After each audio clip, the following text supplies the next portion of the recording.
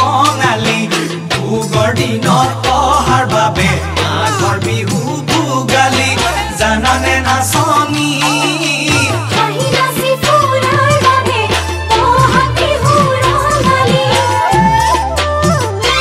কপৌ ফুল ফুলিছে ডালে ভৰি ফুলিলে নাহৰ তগৰ মালতী কপৌ ফুল ফুলিছে ডালে ভৰি ফুলিলে নাহৰ